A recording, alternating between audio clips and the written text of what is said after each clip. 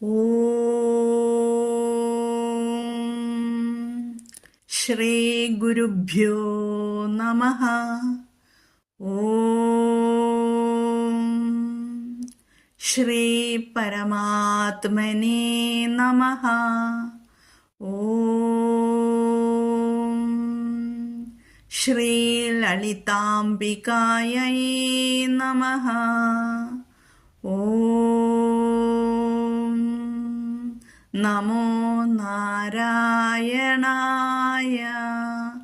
ഓം നമോ ഭഗവതേ വാസുദേവായ.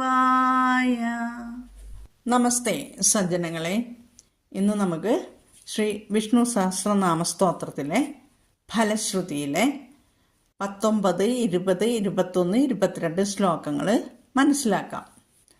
19ാമത്തെ ശ്ലോകം: യോഗോ ജ്ഞാനം തഥാ സാഖ്യം വിദ്യാ ശില്പാദി കർമ്മ ച വേദാശാസ്ത്രാണി വിജ്ഞാനമേതത് സർവം ജനാർദ്ദനാത്.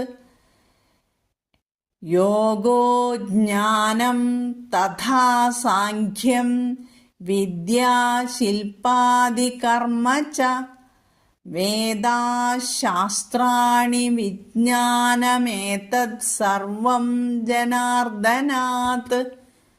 ഇതിലെ പദച്ഛേദങ്ങൾ: യോഗഃ ജ്ഞാനം, തഥാ സാഖ്യം, വിദ്യ ശില്പാദി കർമ്മ ച. വേദാഃ ശാസ്ത്രാണി വിജ്ഞാനം ഏതത് സർവം ജനാർദ്ദനാത്.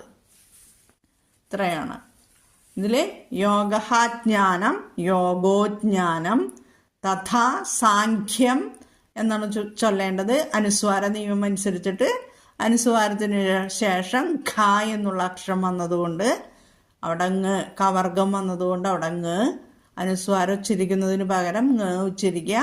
സാഖ്യം.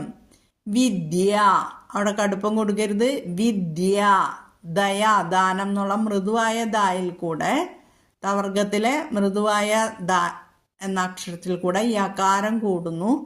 ദ്യ, വിദ്യ. ശില്പാദി, ശില്പാദി, ഇവിടെ ലായാണ്, എല്ലല്ല, അതുകൊണ്ട് നമുക്ക് ആ എല്ലുച്ചരിക്കാം. ശില്പാദി കർമ്മച. അടുത്തത് വേദാഹ ശാസ്ത്രാണി, വേദാ